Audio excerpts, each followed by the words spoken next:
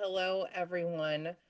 I want to welcome you to the regular meeting for the LTD Board of Directors. It's Wednesday, September 15th, 2021. Today, we're going to be meeting until 5:30 p.m. in this virtual format. And so happy you have all joined us today. I don't know about you, but it's almost my favorite time of year in October. And I know what you're thinking. I'm going to say fall. Actually, I was going to say budget committee, but really excited for all the great things in October. And let's call this meeting to order and get going. So I'm going to do roll call. Michelle Weber. Here. Thanks, Michelle. Susan Cox. Present. Thanks, Susan. Don Norden. Here. Thanks, Don. Emily Secord. Present. Okay, well, welcome everyone. We are all here. Let's start with comments from the board president. So I just wanted to mention rolling off of the exciting budget committee we're having next month. Just keep in mind, because budget committee is coming up, we won't be having a work session on October 6th. That takes the place of that. So please make sure on your calendars, you have marked that time out. It's important for everyone to attend that budget committee. Really have always looked forward to those, and just really appreciate the community members that are also on that budget committee, so that they're dedicating their time, and thank you to them as well. Really quick, I just do want to talk about one thing today, and this is on a serious note. I just want to acknowledge at the last regular board meeting, I made a major mishap, and I want to talk about that really quick. One of the tricky things with virtual meetings is we can't always control what's going on. And what happened at the end of the last meeting, as I was taking the vote and working on the agenda item for the vice president, I had about 11 people walk into the room where I was, and I got caught totally off guard and made a major misstep in two areas. One, I didn't call for a vote, and I just want to acknowledge that, that I messed that up. We're going to be rectifying that today. And the second thing that happened was I also said Don could not be nominated because he already had a position. That was also a mistake. So I just wanted to recognize, I'm really sorry that I messed that up. We will be working to fix that today. Don, I want to apologize to you for that as well.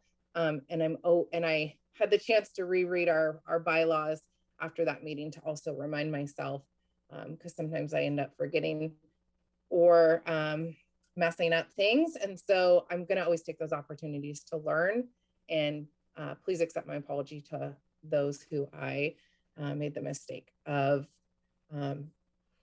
offending or anything else. So I just wanted to say that really quickly.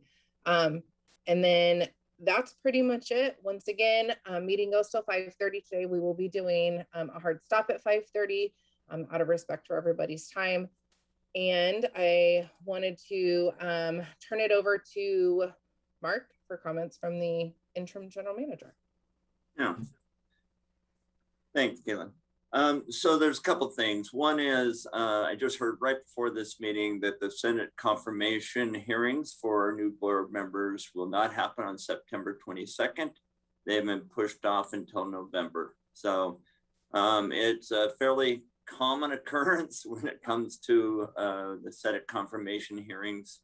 There appears to be some, well, I don't really know, but it isn't going to happen September 22nd. So we won't officially have new board members on until November. So, and then I just like to say that, voice my appreciation for this board for, putting their confidence in me to lead the district for the next year or so. There's a lot going on. It's going to be a busy year. Implementation of the strategic business plan is going to be a major focus. Our replacement of our buses and our electric buses, we have 19 ordered that'll be here next year. So we've got some safety improvements, IT upgrades, and of course, the search for the general manager.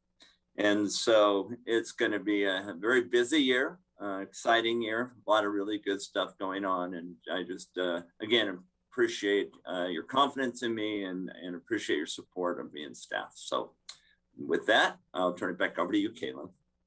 Thanks, Mark. And thank you for letting us know about the potential confirmation dates of the new board members. That's important for us because that impacts the work that we're doing right now. So thank you. I do not have any additions to the agenda, nor has any been requested. Do any board members have announcements relevant to this agenda? Okay, none. So I do want to say welcome to Jake. Jake is going to be presenting our Employee of the Month. So Jake, happy to have you. Happy to be here. Hopefully you can see me or hear me. We can hear you. Great. Yeah, so we're going to do 2 Employees of the Month. So we're going to do August 1st. First off, thank you for letting me present to the board and everybody in attendance. My name is Jake McCallum. I'm the Director of Operations. I oversee all of operations, public safety, and training at the district.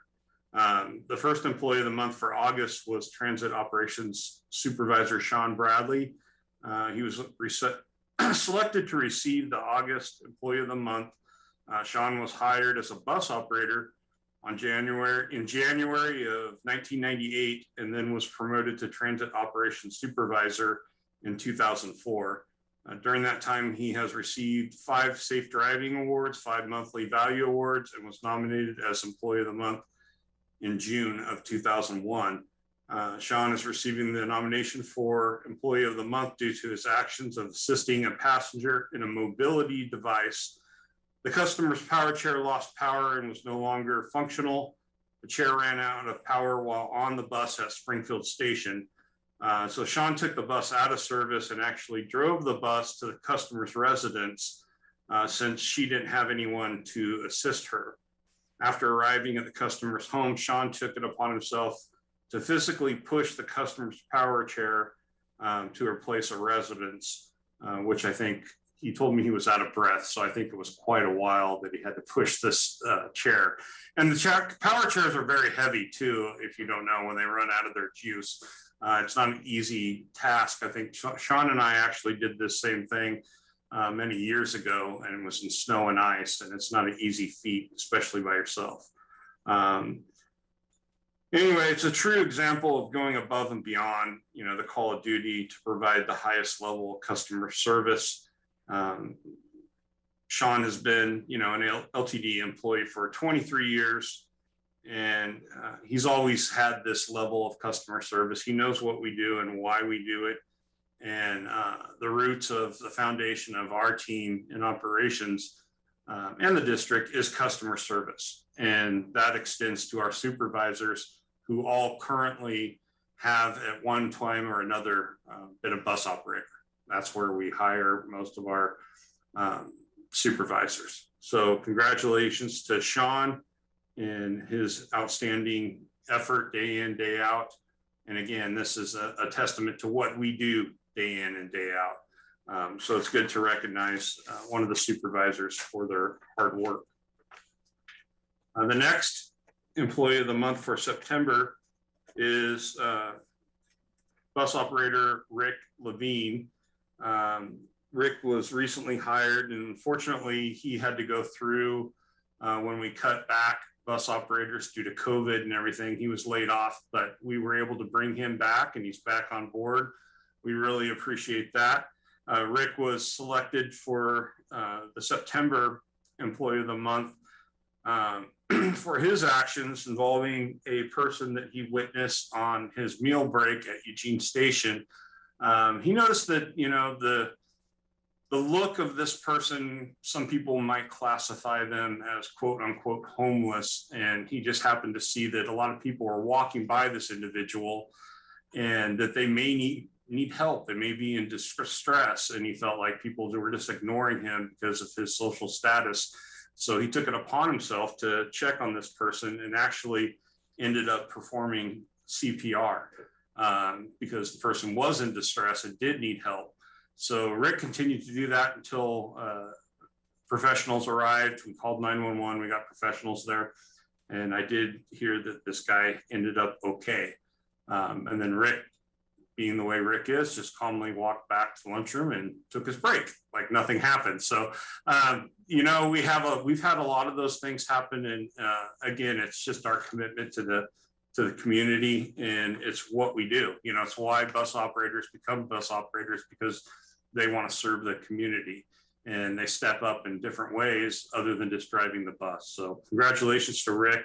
I really appreciate having him on the team and everything that he's doing. He's also very actively involved in the diversity committee, and that shows in some of the actions and decisions that he makes as well. So thank you, Rick.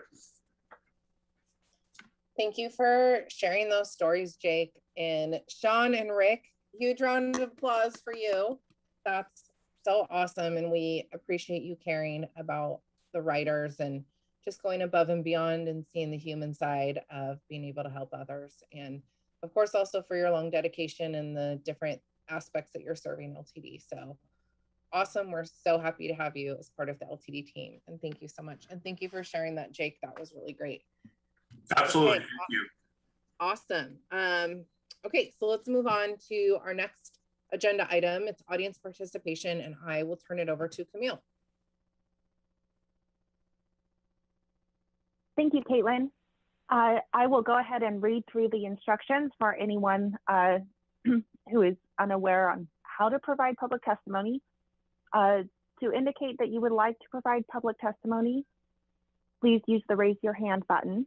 For those attending via phone only, press *9 on your phone to raise your hand. When it is your time to speak, your name will be called. For those attending via phone only, the last 4 digits of your phone number will be called. Please state your name, city of residence, and who you are representing for the audio record. Once you have provided testimony, your hand will be lowered. Please do not raise your hand again. Only one opportunity to speak is provided. For those unable or not wanting to speak publicly, testimony may be provided via email at clerk@ltd.org. Public testimony is limited to 3 minutes per community member.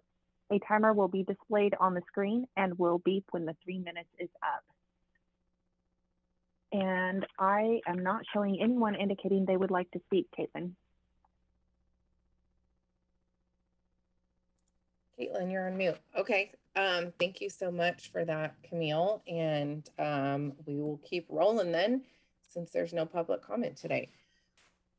So let's move on to board member reports. And so there were a few committees that met since our last board meeting. So this is the opportunity for our board members to report on that. There was no MPC meeting, but if anyone from the contract committee wants to say anything or anything else, please feel free to share. Now's the time. Caitlin, I'll jump in for the contract committee. We did have a conversation on Monday about the item in the consent calendar, the procurement policy revision. We did talk with Kalina and get another sort of more in-depth view of what that looks like. And we did request that that red line edit go out to the board again, just in case people had questions, and wanted to just mention that might be something that we want to pull from the consent calendar potentially. We just wanted to make sure we were bringing it to your attention, that we did ask, some pretty detailed questions in the contract committee. So anyways, just wanted to bring that up because I know it's been an area that people wanted to have a little more transparency on. So just mentioning that, but it did get forwarded to go ahead and be part of the consent calendar from the contract committee. Thanks, Emily. Michelle, Susan, do you want to add any color on that at all? No. Okay.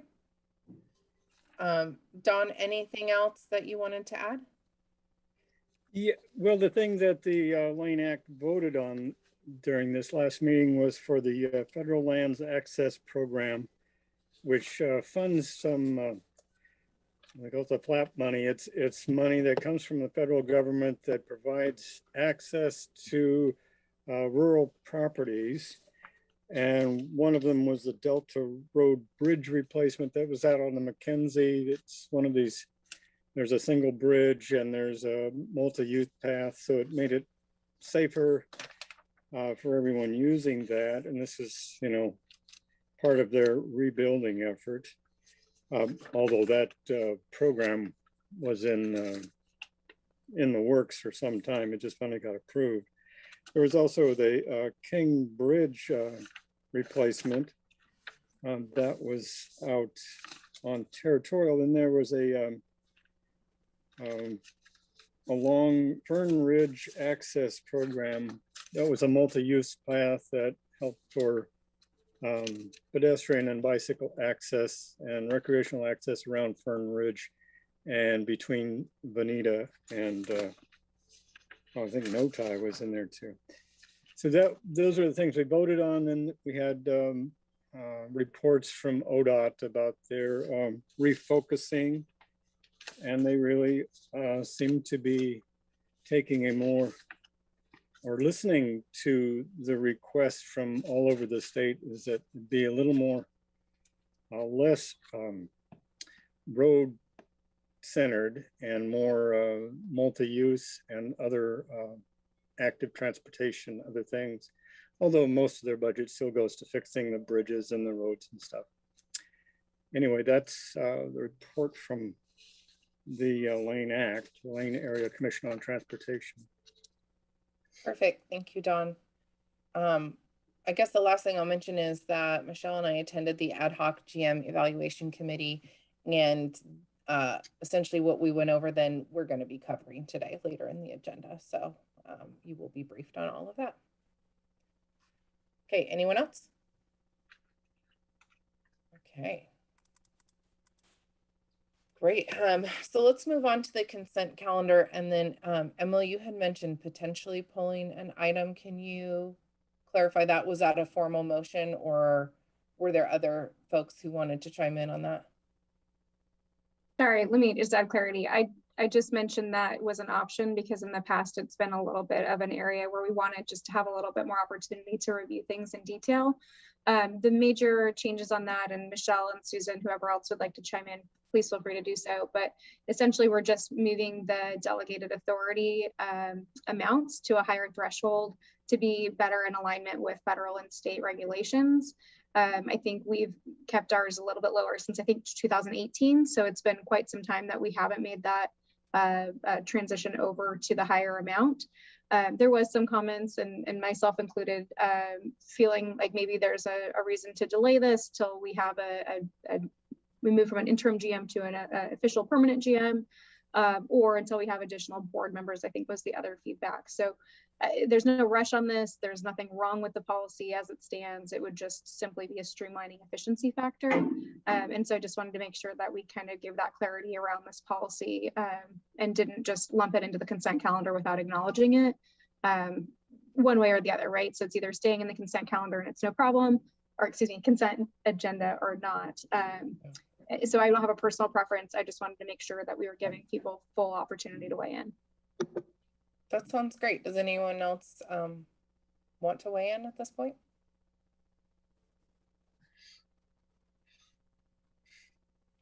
Okay, so if no one is feeling like they do want to pull that for further discussion, we can accept a motion for approval of the consent calendar.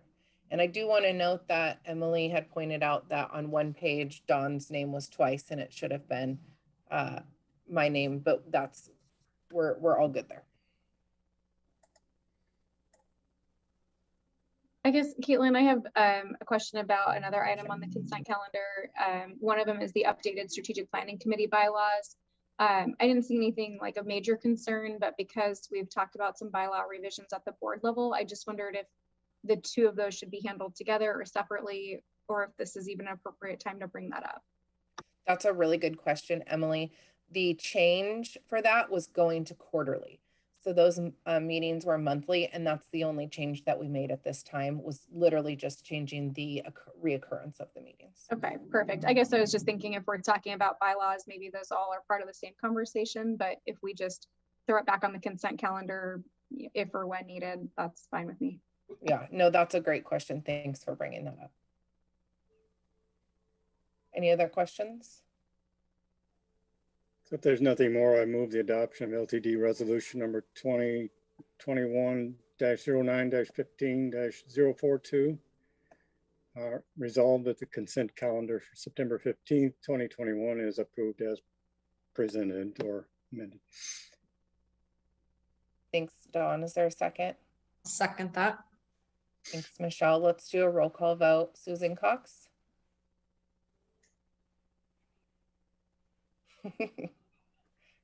Show that mute button who's boss. You can also give me a thumbs up or down. That works too.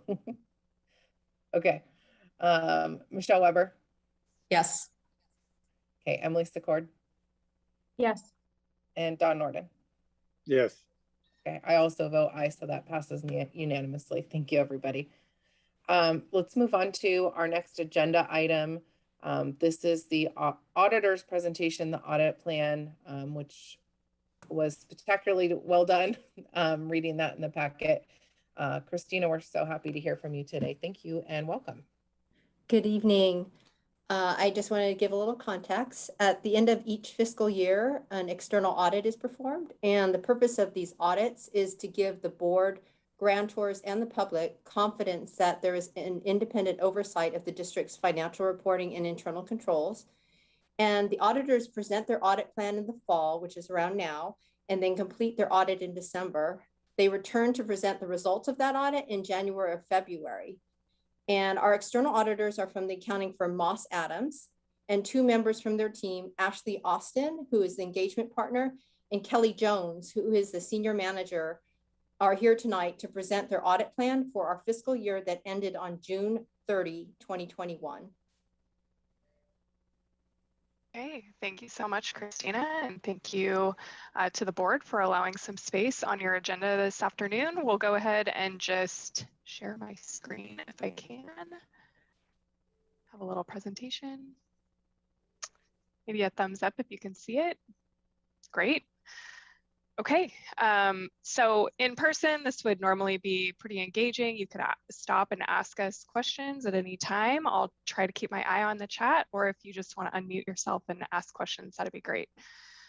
So again, this is just a quick little thank you for continuing to engage Moss Adams. We enjoy working with the district, and we're excited to be here this afternoon to tell you a little bit about our plan.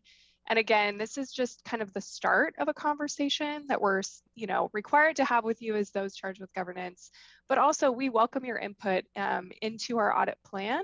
And if you want to reach out to us, our contact information is in the back if you're not comfortable speaking up here today.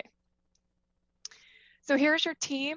No significant changes here. So I will again serve as the engagement reviewer and partner.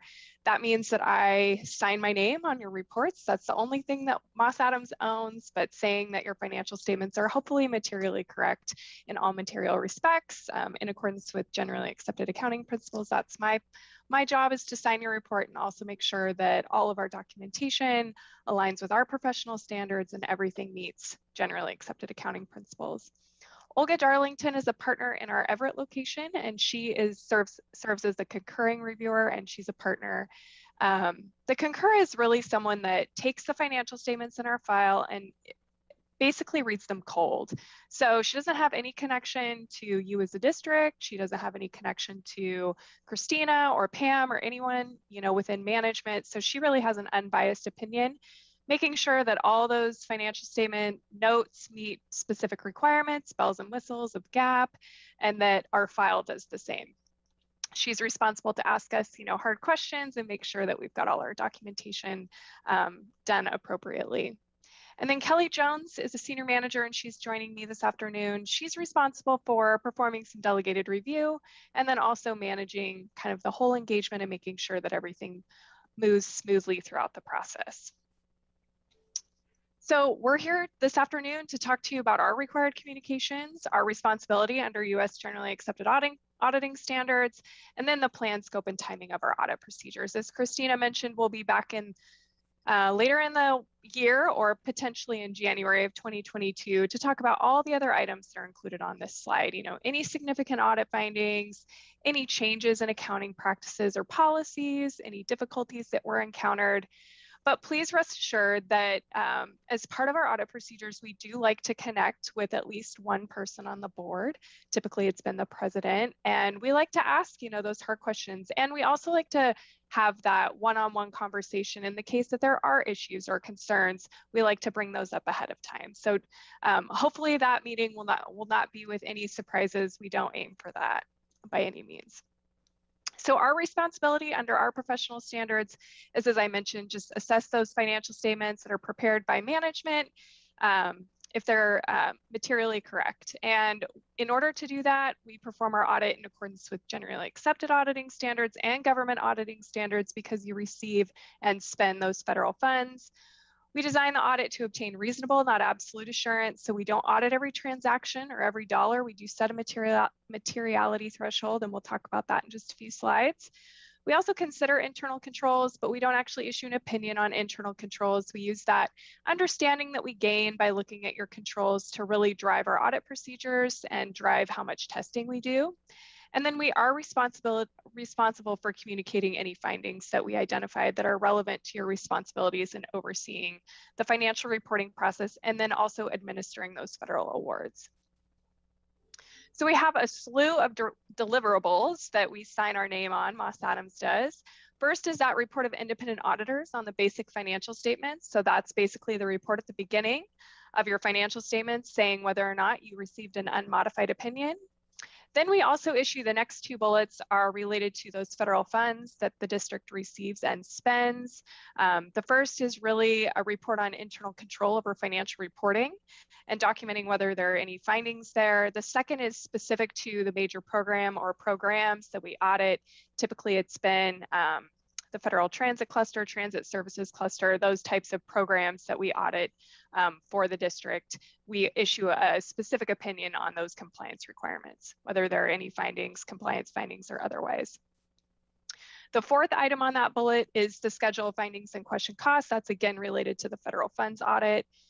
Because you're an Oregon municipal corporation, we also perform additional procedures related to your budget, your insurance requirements, your investment policy, procurement. Those all are related to Oregon minimum standards, and we issue an opinion on whether or not there was compliance with those standards throughout the year. Then we finally issue a communications letter, which is a formal letter, but then also follow that up with the presentation, a management letter, which talks about anything that we identified that were best practice recommendations in nature. And then we also perform 2 agreed upon procedures engagements, one for the NTD reporting that is done by the district, as well as the STIF funding that is received. There is an AUP that's required for that. So we do issue 2 reports on the 2 agreed upon procedures engagements. So quite a few deliverables there. A bit of a mouthful. If you guys have questions, please let me know. And at this point, I'm going to hand it over to Kelly to walk us through the next few slides. Great, thanks, Ashley. So first off, I'm going to talk a little bit about our audit process. During our planning phase, we go through and identify the level of testing that we're going to perform. And there's a couple different ways that we fill up our what we call our audit bucket or our assurance bucket. And first off, we start with internal controls, and based on the level of assurance that we're gaining from that testing, then we go on and decide the level of analytical procedures and substantive procedures that we need to perform. So internal controls really is looking at the controls that the district has in place to help prevent or detect either mistakes or fraudulent transactions. Analytical procedures is where we perform kind of analysis based on trends or comparisons to things like budgets or other data that's available out there. And then the substantive procedures are more of those tested details where we confirm balances with third parties, vouch to supporting documentation. We also work and reach out if there's attorneys the district has worked with during the year, if we deem that necessary. And then again, additional documentation such as invoices. So as part of our audit process, we're also taking into account materiality, which we're going to talk about on the next slide. So materiality is basically the amount a dollar amount that could influence the users of the financial statements. We use professional judgment to arrive at materiality, but the inputs to that include quantitative factors and qualitative factors. So as you can see there, revenue is the quantitative factor that we consider, but we also take a qualitative approach and think about the things that would influence the users of the financial statements when we come up with that dollar threshold. And then the materiality really drives those 3 boxes that are shown there. The significant risk areas that we're going to focus the majority of our time on during the audit, the nature, timing, and extent of our audit procedures, and then also if there are findings or misstatements, we use that materiality threshold to compare against when we make our conclusions. In concert with our materiality considerations, we identify certain significant audit areas, and those are listed on the screen here. I won't talk through each of them, but those are really areas that we've identified that are important to the financial statement users, or perhaps require more estimates by management, and therefore we need to spend more time making sure that those are accurate when we opine on those. In addition to considering these significant audit risk areas, we also consider fraud as part of the audit. This involves a brainstorm with our team ahead of time. We talk about ways that fraud could happen. We also identify personnel from the district that we'll interview as part of our audit process. And we consider anything unusual as we're working through our audit and doing our testing. If something just looks a little different or doesn't quite make sense, then those will be considered during the audit. On the right side, you can see some specific procedures that we perform. Management override of controls is a significant risk area, and so we spend time examining general journal entries for anything that looks unusual or non-standard. And then we also, again, really spend some time looking at those areas that require more management estimate to make sure we're comfortable with those. We also wanted to, on the next slide, talk about audit timing. So in August, we did perform some pension testing. And right now we're here with you today for the interest meeting.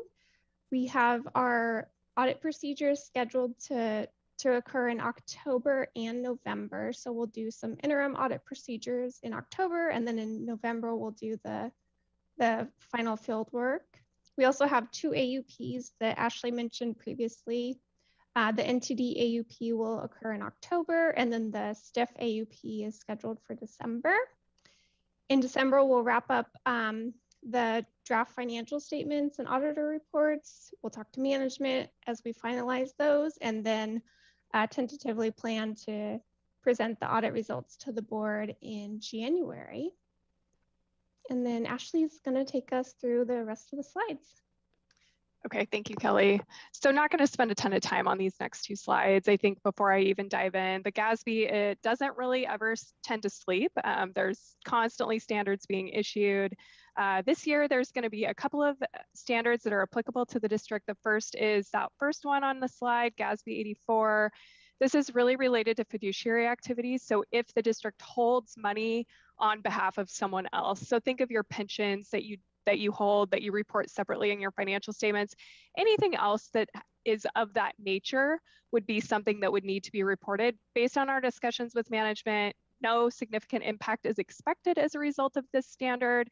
And then GASB Statement 90, which is majority equity interest. This is if you had a specific investment in another organization that was considered an equity method investment, potentially that would need to be reported as a component unit. That's either blended or discretely presented in your financial statements.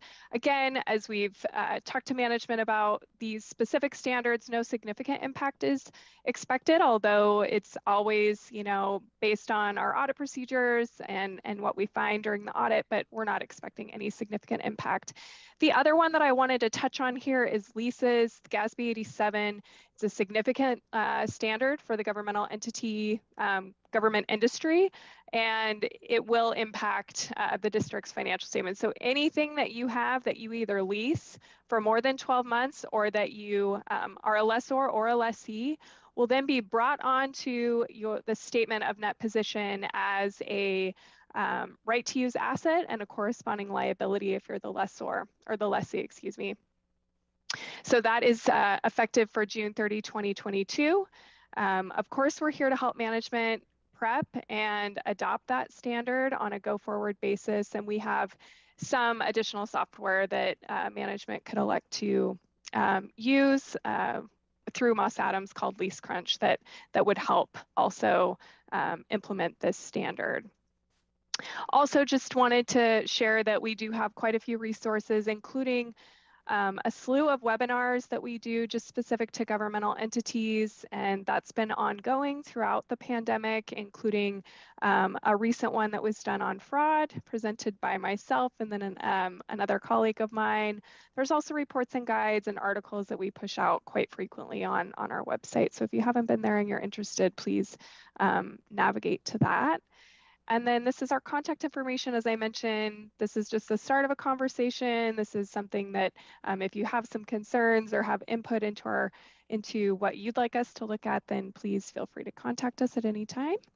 And then at this point, I will stop sharing and ask if there are any questions. Thanks for that great presentation. We really appreciated that. And if board members have questions, feel free to hop off mute or.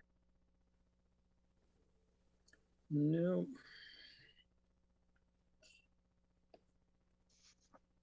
And I would just step in here. If the board at any time has any concerns about, any financial issues with the district, certainly reach out to Moss Adams, and they'll be more than happy to help you through those. So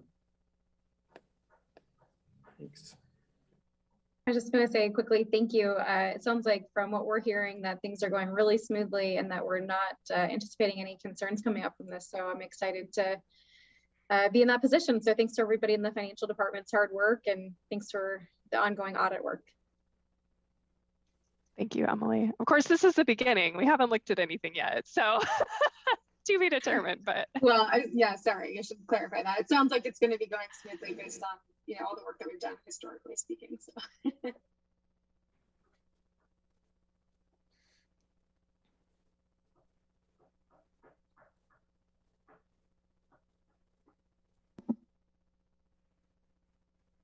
Okay. Sorry, my children are murdering each other in the background. But on a serious note, Ashley and Kelly, that was really great. And any other questions or comments? Just want to make sure Dawn and Michelle and Susan have a chance to chime in. No comment. Okay, great. Thank you. Well, thank you again. Yeah, thank you so much. We really appreciate the presentation and the time it took to put that together, and making it very clean and easy for us to digest. We really appreciate that as well, and for the time to be here tonight. So thank you again. And let's move on to our next agenda item. So next up is board officer election. I alluded to this earlier in the comments from the board president, that I made a mistake our last meeting. So this is our opportunity to rectify that. And I just wanted to just put a quick precursor out there. We got a chance to go over the bylaws and just remind ourselves, this is a vacancy for the vice president. The vice president is expected to support the president in numerous ways, not just with agenda setting and with other issues that arise, but also in the absence of the president, the vice president would be running the meetings and doing other duties as assigned. So this is a very active role with a lot of expectations. And I would say personally, I would love to have more balance and have another person's voice be heard and have someone really help make all the decisions with me Additionally, since there are a few of us board members whose terms expire the end of next year, we're potentially looking at a very brand new board. So this is a really great opportunity to build some leadership and really establish some strong leadership, because we might have a board of, 5 to 7 brand new members in a year. We'll see kind of what that looks like, or at the end of 2022. So with that being said, I wanted to see if there were any nominations for the vice president. Caitlin, I have a question. Is it possible for an interim position while we're waiting for those 2 new board members to be appointed between now and November potentially? I don't know the answer to that. I'd have to ask Mark and Camille. And then Susan, I did see your hand up, so we'll get to you as soon as we answer this question, but I don't know the answer. Mark, Camille? I've never heard of that, and we've never done that before. Usually they're just a straight election to put a new, fill a position that's open. So, yeah, so I don't know. I don't know the legal ramifications of that. Maybe Andrea can help us with that. Andrea or Camille, have you heard of that before? If your So bylaws, sorry, go ahead, Camille. Sorry. Emily, is your question different than what it states in the AIS, that the whoever fills the current vacancy fills it for the remainder of the current term? Yeah, she was asking if we could put it in until we have a full board to vote on that position. Okay, thank you. I misheard that. Thank you. Andrea, I will defer to you. Okay, so if your bylaws don't allow for an interim position, then you can't just ad hoc put an interim position in. But there is, from my review of your bylaws, and Camille, correct me if I'm remembering this incorrectly, there's no time frame that you have to fill the position. So you could choose to wait until the new board members are appointed to do that, but you can't do an interim in the meantime.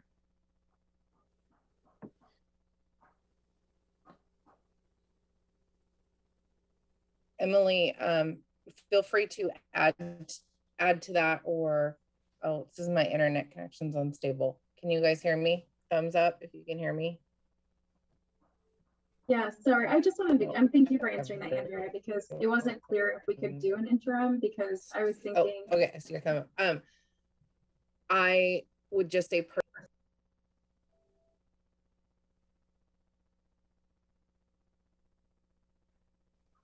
Okay, yeah, we've lost you, Caitlin.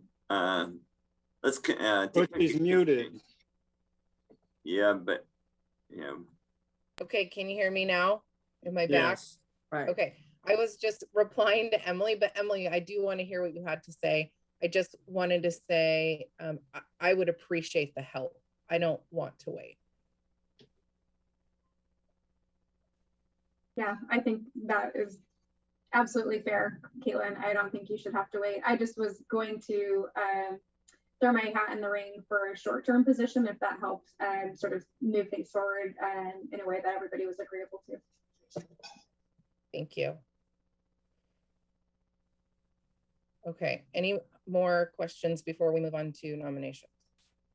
Well, I've had my hand up. I mean, just. Oh, sorry, Don, what was from your question? Emily's comment there, I had the impression after that last meeting that we would be waiting till we got the new board members on to have this election, because then we would have a full board. I guess I had a discussion with Mark this morning, and Camille didn't hear that, but I'm feeling like that sentiment was in the meeting, and that's what I was kind of expecting. So I was surprised to see it on the agenda today. In any case, I have noticed just in that last section of the bylaws, electing the officers, that I feel like there's a missing element there. And I wanted to promote a additional line in the bylaws on how we elect electors. Now, I know we can't do this now, but let's put it into a future agenda, say for the board retreat in November, and put it in there for serious consideration, because I've noticed twice now a certain hesitancy. People are not comfortable with the way the elections are held. And so I just wanted to further democracy in that sense of inspecting the way we write that bylaw for electing officers. I'm not expecting a change for today, but I would like to put it into a future agenda item for, say, November. Thank you, Don. Yes, Mark shared with me about putting that in the at the board retreat. And I do want to acknowledge you're correct. Michelle did bring up in a different conversation about waiting until we had new board members on. That was not decided on as a full body there, and that was the plan.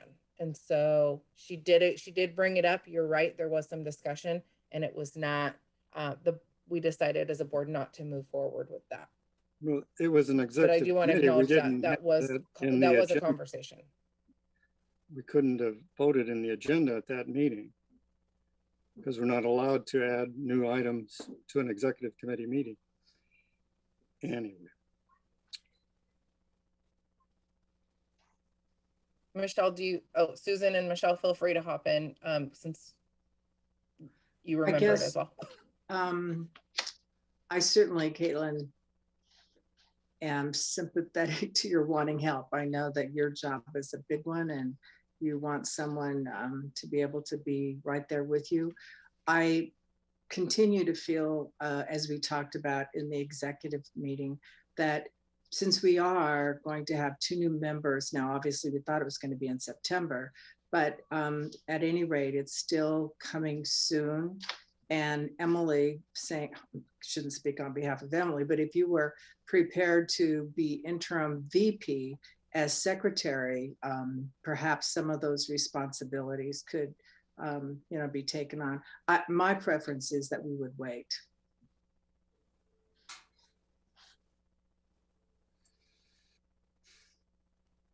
Is there, Michelle, do you have anything you want to say? I want to make sure you're heard as well.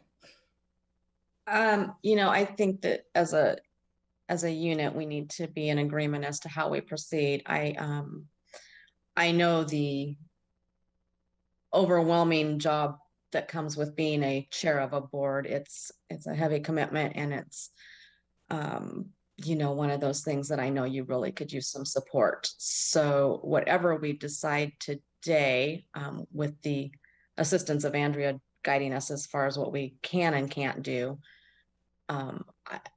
I don't want to leave this conversation without Caitlin having some support and, helping offload the balance, or, giving her that balance that she needs.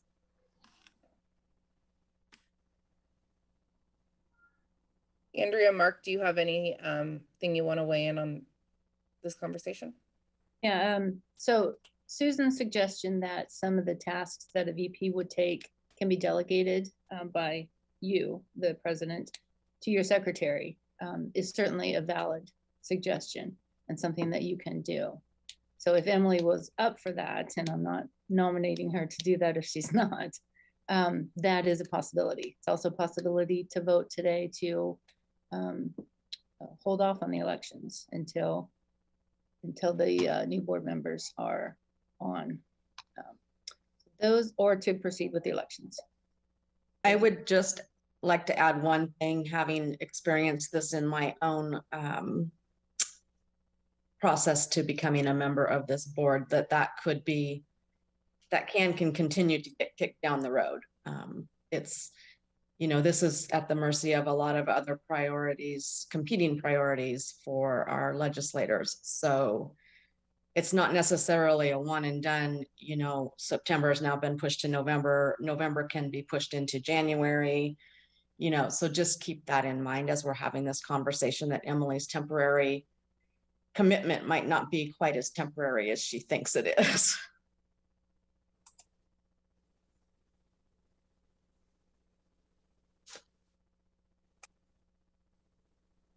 Mark, did you have anything you wanted to? Oh, Susan has her hand up as well. Susan, you can go after Mark if you'd like. I can go if I can unmute. Okay. I would just, I mean, I think, Michelle, that's a really good point, that this is something that could be delayed again. And certainly if that happens, then we could revisit a decision that makes sense today and may not make sense 30 days from now. So I guess I still feel like having this decision made by the full group, once we are a full group, is preferable. So, and remember, this is only to complete one term. So the term ends in the end of next year. As soon as that the Senate will confirm them is 2 months away. And I really do want to underscore what Michelle said, that it is very common for them to continue to push it out. So I just want to make sure you're considering that as you decide.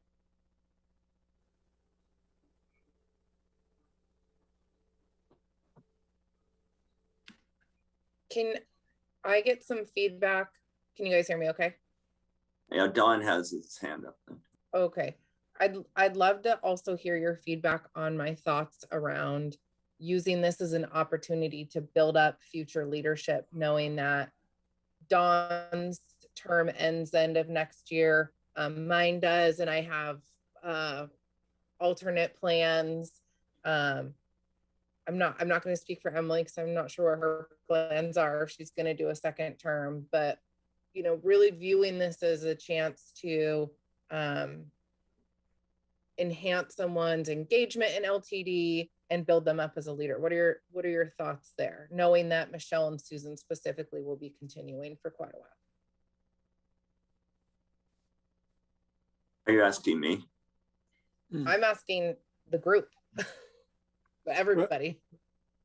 I'm just watching, all I can see is the images on the screen here, but from what I'm seeing, it looks like Emily's willing to do this job, to work as secretary and do that in.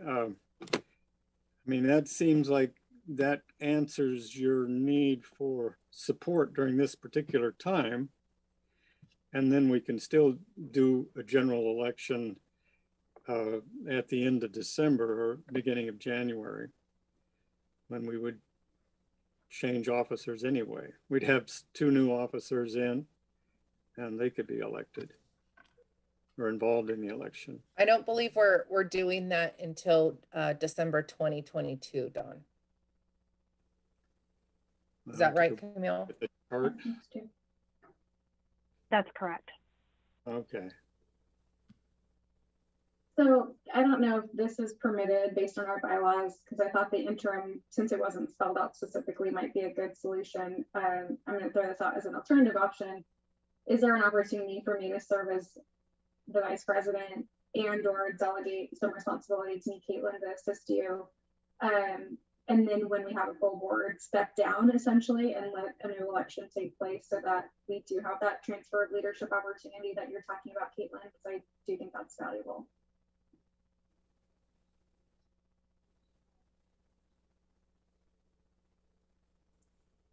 I didn't understand. Dawn, did you want to say something? No, I didn't have a response. Susan, Michelle, any thoughts from you on that?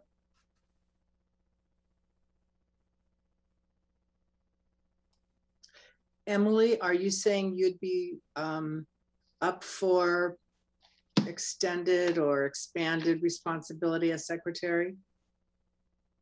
Okay. Well, I guess I kind of agree with what Don was saying earlier. That seems like a sensible move forward.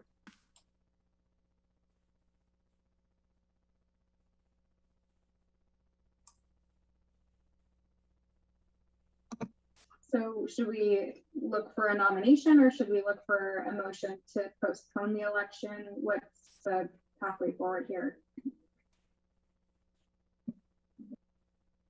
So since the election's on the agenda, you need a motion to, if you want to vote to postpone it, motion and a vote. And then it's up to Caitlin as far as delegation. So that doesn't require a vote.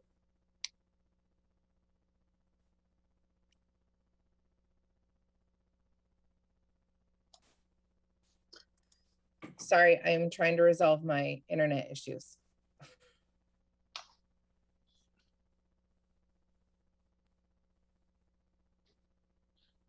Andrea, do you mind repeating that?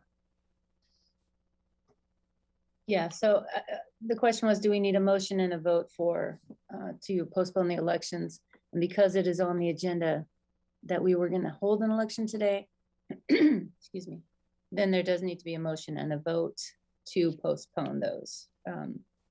And as far as you delegating duties that would normally go to a vice president to Emily, that's something that you do within your inherent authority as the president. So it doesn't require a vote on that. Then I'll make a motion that we postpone the nominations today, and Caitlin, whatever we can do to support you, happy to do that. I'll second that.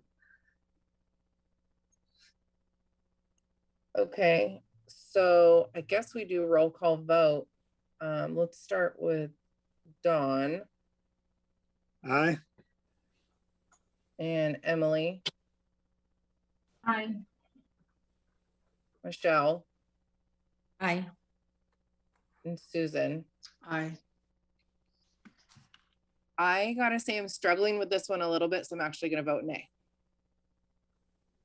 But motion still passes, so we will postpone the vote.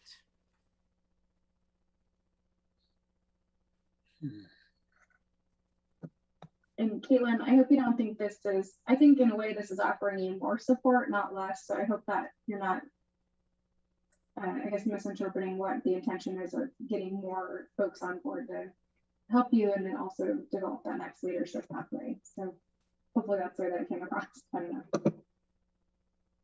I'm so sorry about my internet issue, guys. I really apologize about this. I am actually going to introduce the next agenda item, and I'm going to try and work on this off camera. I'm really apologize about this. This is the not fun part of virtual meetings. Hope you can also hear me because everybody's frozen. But for the next agenda item for release of requested documents, I'm going to turn this over to Andrea while I handle my internet issues. And I'd like to welcome Andrea, and I will be back when I can. All right, thanks, Caitlin. So I'm Andrea Coit. I'm the General Counsel for the Board for LTD. There was an investigation that was begun, initiated May 5th of 2021 into complaints of sexual and gender harassment against 2 board members. An investigator was hired to investigate those complaints, and a report was completed by the investigator on July 19th of 2021. Now that report itself is conditionally exempt from disclosure from the public, under the public records law pursuant to ORS 192.345 subsection 12, which is a conditional exemption for employee disciplinary records. The LTD and the board received a request from an individual for a release of that record. So when that happens, the board then has to deliberate to discuss whether or not the public interest justifies disclosure of that conditionally exempt document in that particular instance. There was an executive session scheduled for August 12th to discuss that issue, whether or not disclosure should be made of the report. And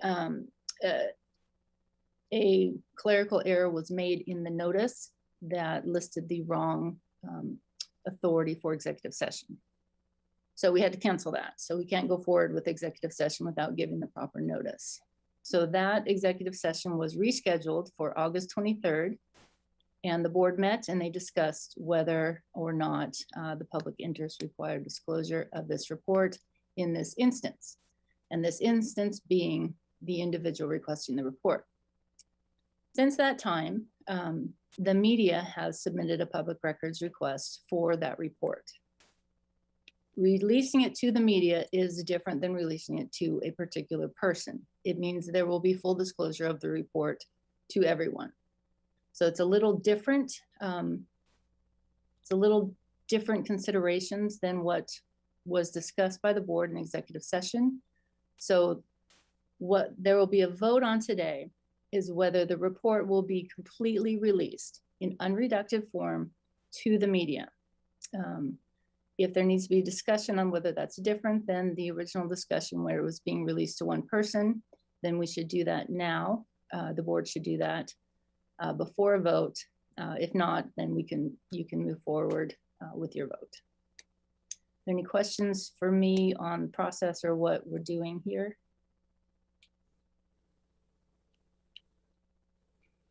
Yes. Yes, Don? And Andrea, now you're talking about the report that we saw in the meeting. We're not talking about the one that you said that's exempted, that you just finished saying. No, the report, there's only one report. The one that you saw in the meeting is the report. Yeah, well, there was, okay. So that's the one we're talking about, the one that we saw. Correct. Okay. Any other questions?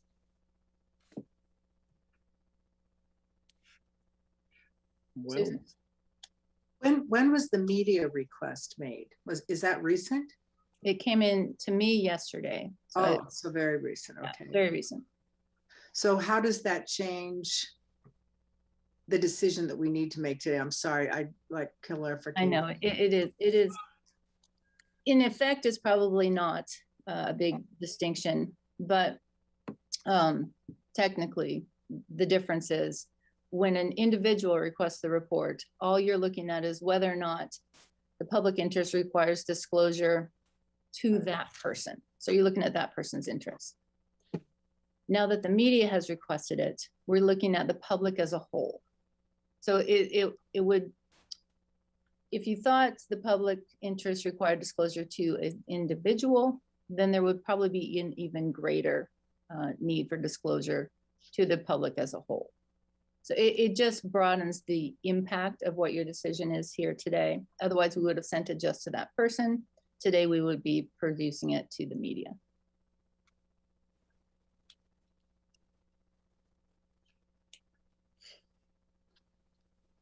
Okay. Caitlin, did you get any of that? Do you have any questions? I was listening. My video's just not really working right now, but I was listening. Thank you for clarifying those questions for Dawn and Susan.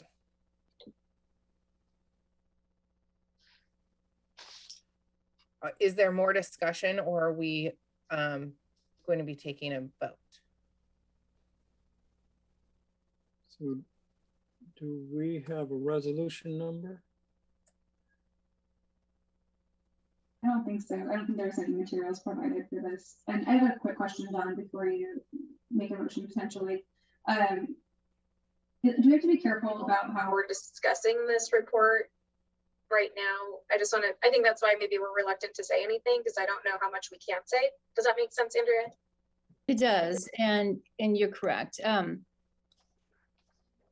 As we talked about in executive session, only portions of the report right now are protected, and those are the ones that involve the individual who ultimately was disciplined. So discussions of that issue can't be had until and unless there is a vote to waive the protections. If there are discussions that want to be had of any other portions of the report, those can certainly be had at this time, because those are public documents at this time. So I guess that's another good point to make.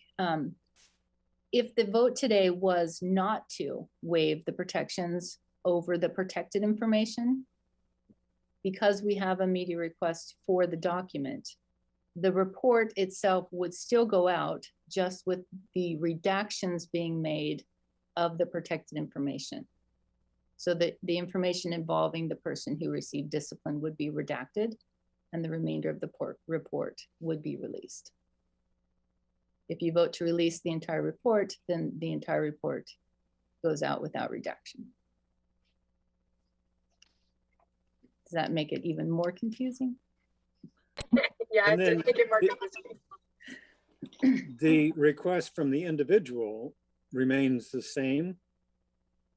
So that individual will get the full report, unredacted, their name not taken off. And the media, the release to the media can be redacted? No. So I guess if you want to take it in two steps, if you want to deal with each request individually, you would deal with the first individual. Do you want to waive it for that individual and give him the entire report? Then yes, he would receive the unredacted report. If then you decide, well, we don't want to give the media the entire report, then yes, the media would get the redacted report, but there's nothing stopping the individual who's received the unredacted report from then giving it to the media. So that in and of itself. Be their choice.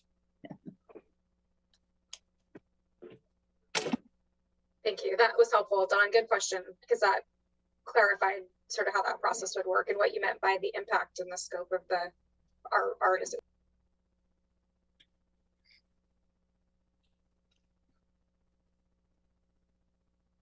Well, I'm in favor of releasing the report to the individual for sure, unredacted as requested. Andrea, are we taking a vote to just release the report per public consumption? Is that the vote, correct?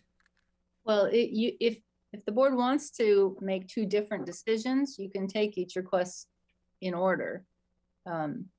If you're going to grant both of the requests, then yeah, that's the vote being taken, is do we just release it on the website for public disclosure?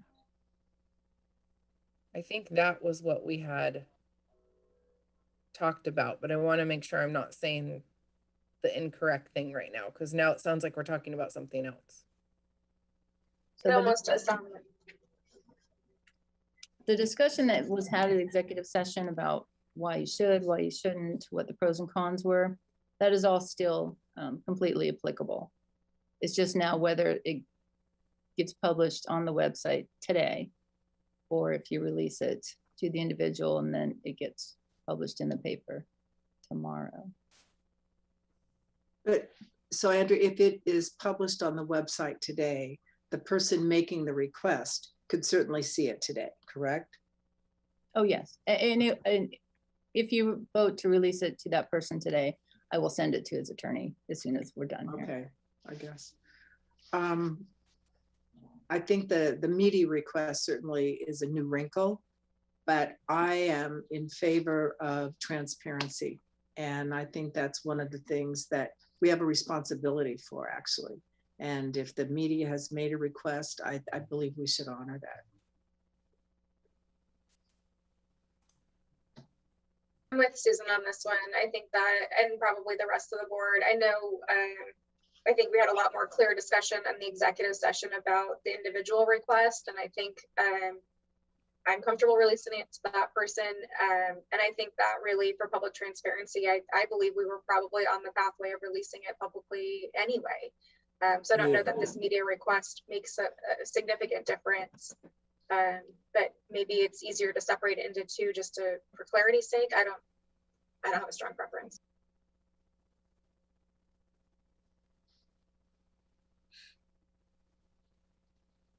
I agree with Emily. We might as well just put it on the website. And then it's, it's not taken apart and published in different paragraphs. It's all there in the same report. Everybody gets to see the same thing. Michelle, what do you think? I'm sorry, Mark. I kind of have some mixed emotions on this one. There are people impacted very heavily by the decision we make today. And that weighs heavily on me and has been for quite some time. I do agree transparency is an important part of what we do. I don't know, I'm just really struggling a little bit with what's right here. I think that's fair. I think it is a big decision.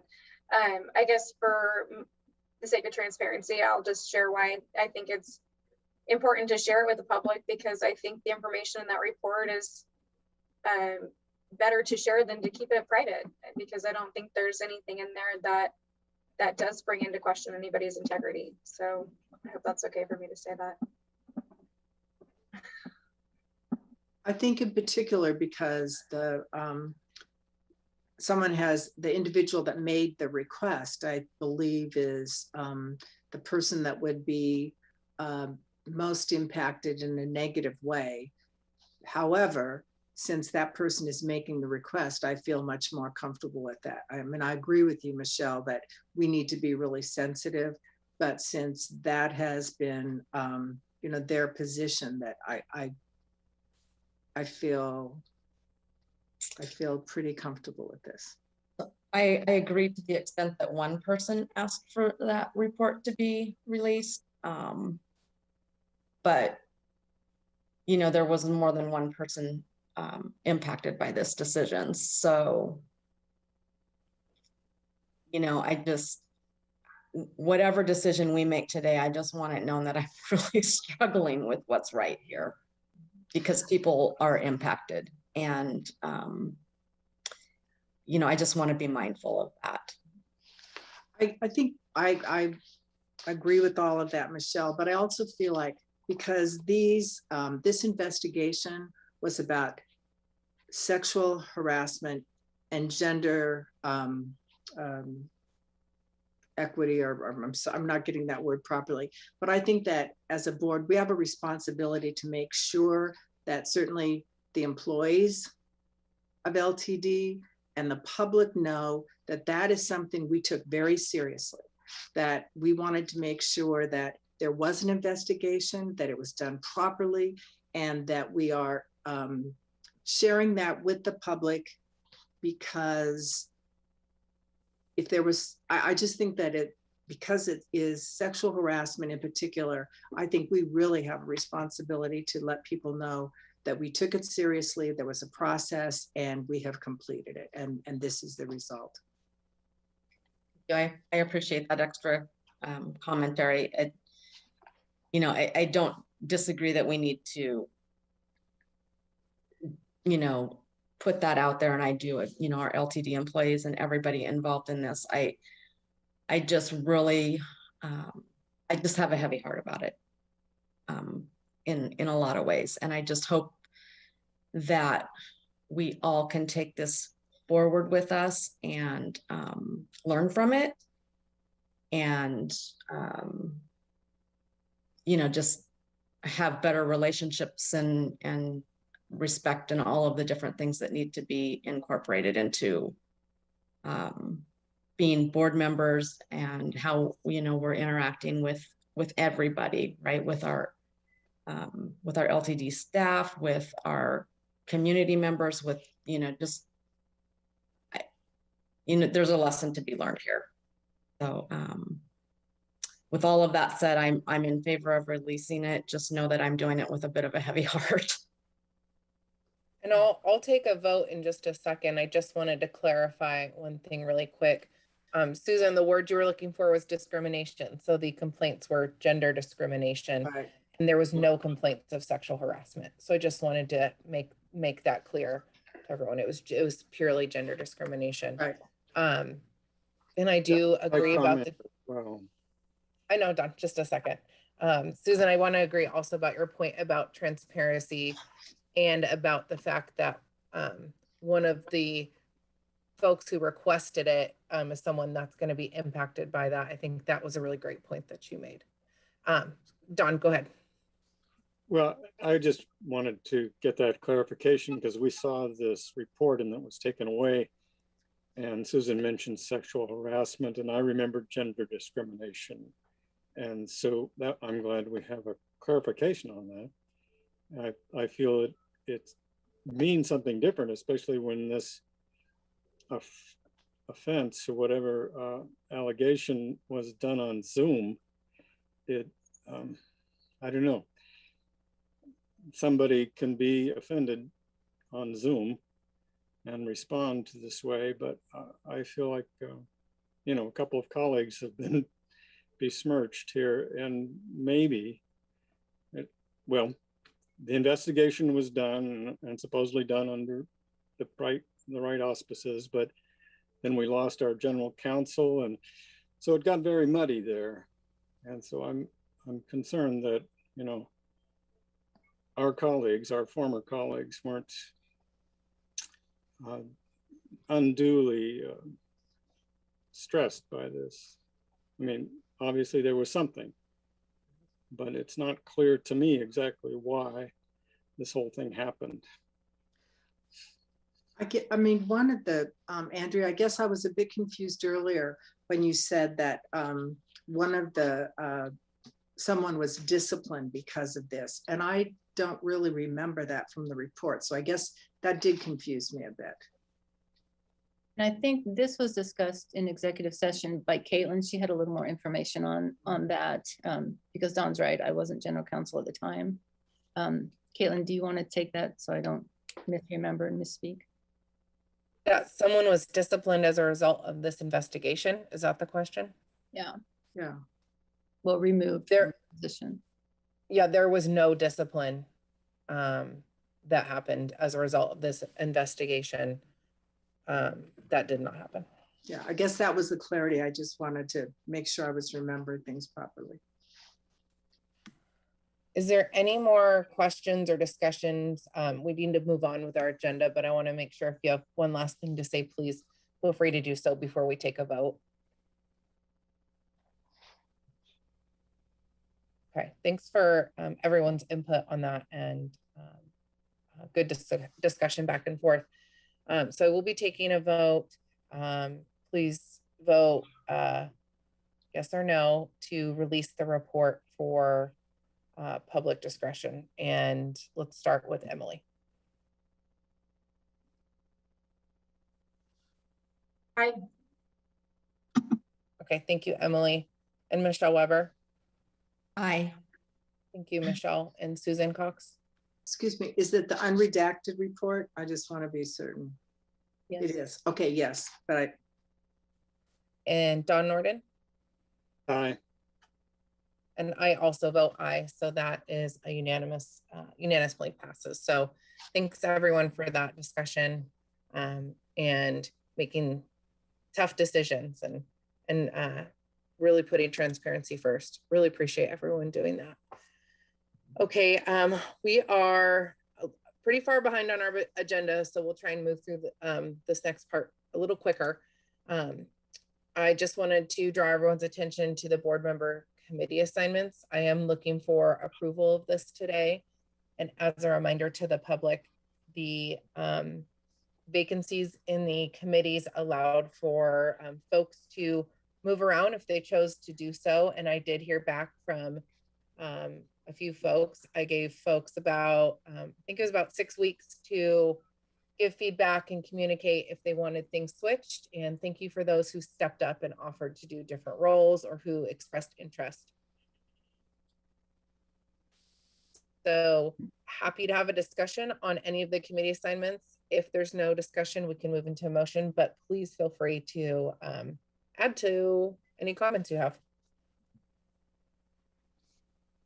Michelle, go ahead.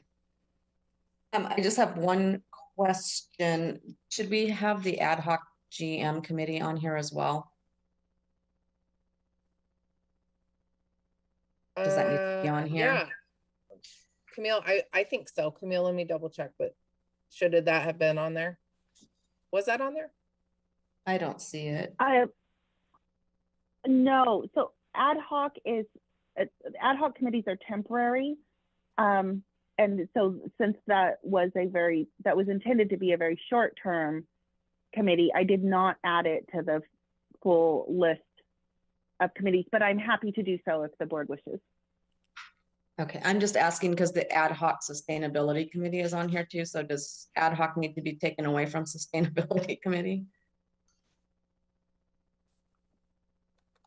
Great question. That's a good point. Yes, but that did go on there because it has ended up being ongoing for well over a year. So I did go ahead and add that one. There is a little inconsistency there. So if the board would like me to add ad hocs to the list, I'm more than happy to do so. Michelle, do you have any preference one way or another on that? I don't. I just wanted to make sure we didn't miss something that maybe needed to be there. Okay.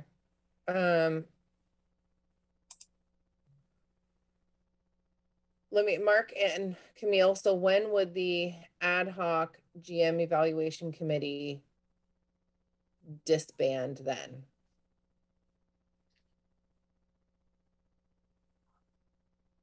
There might be some value in retaining it, especially as we're going into new general manager, a new process for evaluating. So, it's probably worthwhile keeping that as a committee until the board, doesn't think there's value in having it anymore.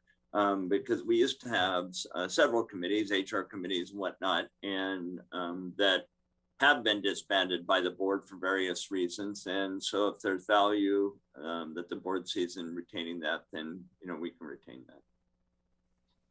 Okay, great. Yeah, great question. Dawn and Susan, you have your hands up. So Dawn, why don't you go? And then Susan, you can go after Dawn.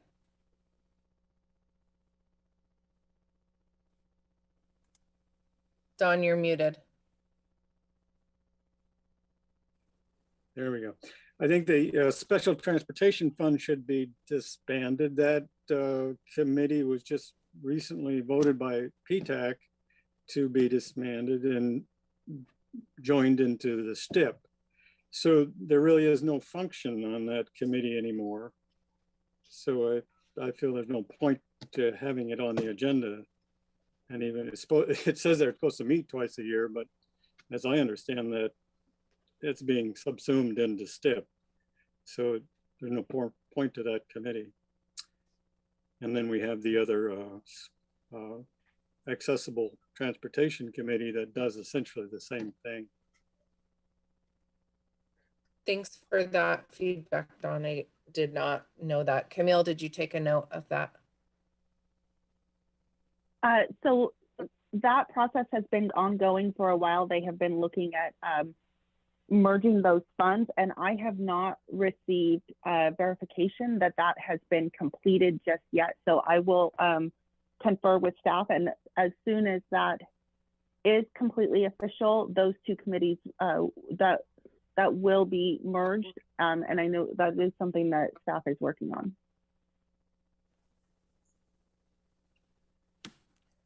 Okay, Susan? This is just, I don't believe that I indicated before today that I am interested in being on the diversity committee. So I don't know if this is the moment to do that or not. But. And Mark and Camille, can you give us a little bit more background on the diversity committee? Or I just haven't had any interaction with that.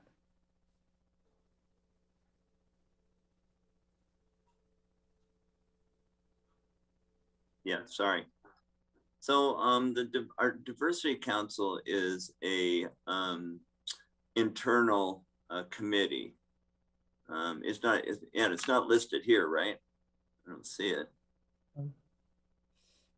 So no, there's not been board participation yet. Yeah, it's a committee of employees that we certainly put on the our website. As you saw, Susan, it was posted wrong because we changed the date and didn't change it on the website, and it'll be Friday. But But we don't have board members serve on that committee. It's an internal committee. Are board members allowed to view it as participants? Yeah, it's on our website and the link is there. Anyone can check into our diversity council meetings at any time.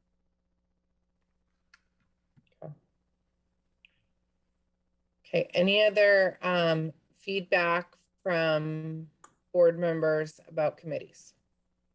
Hey, Caitlin, in light of, sorry, I didn't mean to jump in light of the new board members not being appointed potentially until later in the year, is there a reason the MPC might need to be filled? Sorry, I think I just saw that there was a vacancy on, oh, sorry, Vision Zero or MPC.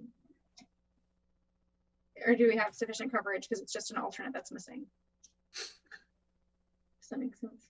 Oh, for MPC, yeah, there's no issues there. LCOG would be the one that Michelle would probably have to hop into, but MPC, I don't think the alternates ever come. Okay, perfect. Sorry, you're right. It was LCOG. I was trying to find where I was on my list. So thank you for that. So Michelle can cover that. I just wanted to make sure we didn't need two people on that. Yeah, and I think Main Street McVeigh is another one, and that would probably go to Subdistrict 1 rather than 5 because it's all Springfield. Yeah. Got it. Do you need a motion, Caitlin? Yeah, that'd be great. Well, then I move to approve this list of committee assignments as listed. Is there a second? Second. All right, let's do a quick vote. Emily? Aye. Dawn? Aye. Susan? Aye. And Michelle? Aye. Okay, and I also vote aye, so that passes. So let's move on to our next agenda item, and we will try and scrunch up these next few things so we can still get done in time and so we don't have to kick anything to our next meeting. So next up we have financial reports with Christina. So Christina, welcome back, and I will turn it over to you.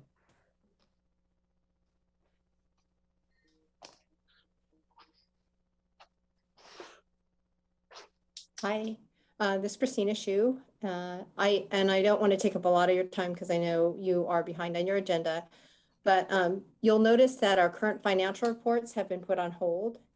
And this is because in light of the approval of the strategic business plan in the last board meeting, the finance team has been working to redesign our finance reports to provide information that provides the most value add for the board and to align with the financial health strategic outcome.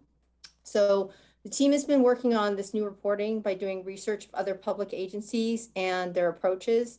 And we're also reviewing our board reporting through a financial health lens.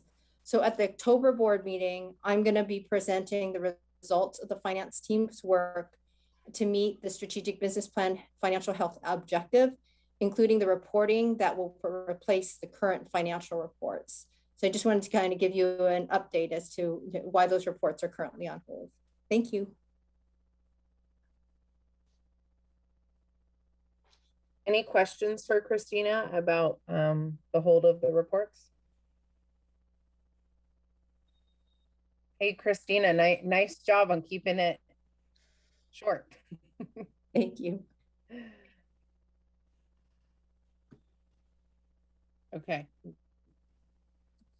All right, so then are we moving on? Okay. So next up is interim general manager performance measures and contract. And really quickly, I just want to actually kick this off to TransPro. They're going to talk about the discussion of the design of the contract and the evaluation process. Just as a reminder, I mentioned earlier that the ad hoc GM evaluation committee met, and this was the presentation that we got. So this is a short presentation, and welcome.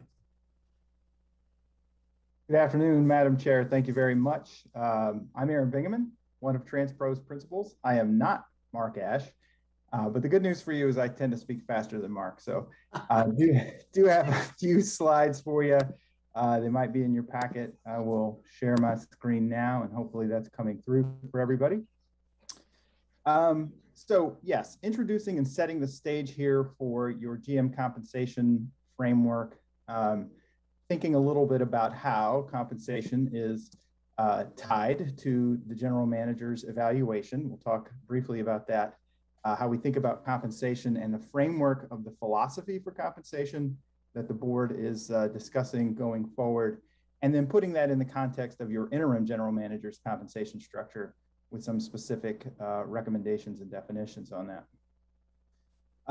To begin with, we see the characteristics of a good and effective general manager evaluation really having 5 components. And you've accomplished the first one already with your strategic business plan, making sure we have clearly defined success outcomes that are connected to your strategic plan. And then being very clear around those expectations of outcomes that are communicated at the beginning of the year. Critically important that we don't move the goal line, as it were, through the course of a year, and the engagement that we expect our CEO and general managers to deliver with the team and the organization. One of the other critical components is regular feedback between the board chair and the general manager. The continuation of your GMEC is a terrific construct for regular ongoing dialogue around performance and feedback. And then making sure that we put in place a balance of the objective and subjective measures of success. You've gone to great lengths to define and prioritize what success looks like and place objective measures to those. There are certainly things we expect our general manager and the values that we expect them to live, how they show up to deliver the work, that is subjective, and we put those things in balance. And that ultimately you tie compensation to the results that are achieved by the organization. Some understanding of what do we mean when we say objective versus subjective is that certainly we've got those measurable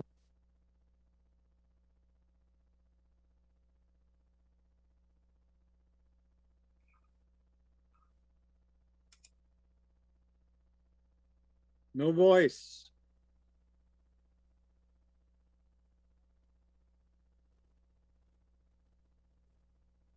Is everyone having an audio issue? Yes. Yes. Okay.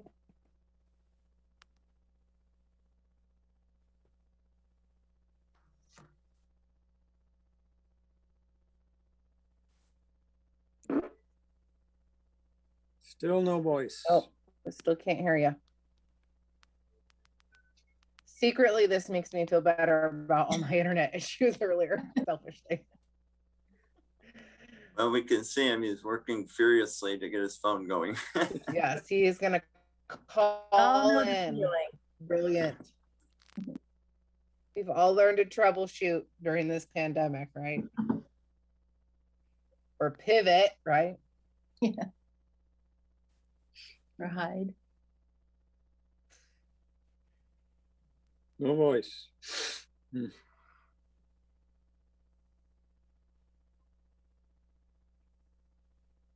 Camille, did he call in?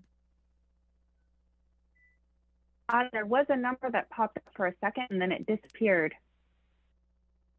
I'm watching feverishly.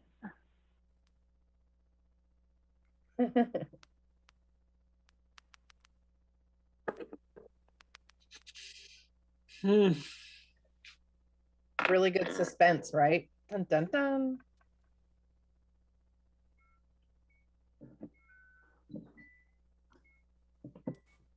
Well, look, I can probably at least finish off his part of it. I've seen it a few times, so we can keep things moving. Yeah. So the whole idea is we talked about the strategic business plan and having our success measures in place and tying compensation to that, because we decided that the strategic business plan and our goals around that are important. And so the way we structured this contract was with a base salary and some performance incentives that, you know, would be paid out quarterly based on performance, right? So as we meet and we give our quarterly reports, we would talk about the performance measures and success and how we're doing and approaching the goals that we have laid out. And then the board would make a determination on, you know, yeah, that's worthy of extra money because, you know, we're 50% of the way there in whatever amount of time. And the amounts are very specific in terms of the contract. And but the whole deal is that we're trying to get the organization focused on goals. And so going forward, we got a new general manager coming in. It'll be really clear to the new general manager how that person will be evaluated and what's important to the organization. And so that's more important to me than really, you know, the money, because typically it's about a 35% over base salary is performance based, and there's an objective measure and a subjective measure. These are all objective measures in mind, but in the future, then, you know, there's a little more balance in those. So so that's kind of in a nutshell. Are we back? Well, we got his screen. Yeah. So anyway, so that's in a nutshell. And I think we just need to turn over to Andrea, because her and I have been, you know, working on the contract with Caitlin and Andrea representing the district. So I'll turn it over to Andrea now. Okay, so I've prepared the appointment agreement that you have in your packet. It's has a lot of the standard terms we put into an employment agreement for a higher level executive, and it follows the the salary that is being proposed for a base is the same as AJ was making, and then we've instituted the performance based bonus system on a quarterly payout, as was just discussed. There are, well, I mean, you've read it. Does anybody have questions about anything? Why something's in there? How anything would work? Concerns? And I just want to say this is a good time to ask questions or bring anything up. I see Michelle has her hand up. We probably do need to move on by probably 5:15, 5:20, because our last agenda item actually is timely and we need to make some decisions on that. So we have to get to our last agenda item. So Michelle, why don't you start with you, but keep in mind with your comments, we've got only about 10 minutes. Okay, so I have a few questions. So does anybody else have anything that they wanted to ask before? Okay. First is an observation. The resolution is dated September 7th, but the contract is dated September 8th. And maybe those need to match. They do need to match, you're right. And then I think I understand the intent behind a lot of what I read in here, but I do have a little bit of, I guess I could use a little clarification as to the adjustment for salary study being an automatic increase to the salary that's identified here. I would hope to have some discussion about that, depending on what that dollar amount maybe looks like, you know, because we don't know what that is until the study is done. And then the 6-month COBRA healthcare coverage, I kind of have the same concern. I understand the reason for putting it in there, but there's no dollar amount attached to that. And every COBRA policy I've ever seen is fairly steep in price. So just wondering if maybe we want to have some sort of a conversation about, you know, capping that or get some clarity as to what we think that dollar amount looks like today. And then there was one item in here that I wasn't really sure what it was saying. It's never So good for an attorney to hear. What's that? It's never a good thing for an attorney to hear. It's probably just me, so I'm just going to ask for a little clarification so that I know that I'm understanding what it says. So in 3C, termination by employee, there's a part in here that says for payment at his base salary rate for all unused annual leave days then accrued and that would have accrued had the agreement been in effect for its intended term and for holidays that occurred during that same period. What is intended term in that? What is that date-wise? The date is he would be paid out through when I guess December 31st of 2022, when it should have terminated. And the motivation behind that is for them to give you the 60-day notice. If they don't give you 60 days notice or they leave before the 60 days is up, then they lose that benefit. And, you know, I'm certainly not wedded to these amounts or dates or values. This is what I deemed was reasonable given the position. But that's certainly your guys' decision, but that's the purpose of having that sort of provision in there.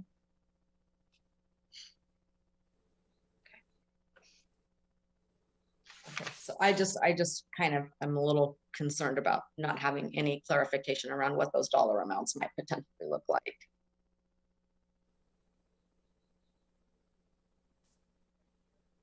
Mark, did you want to respond to Michelle's questions?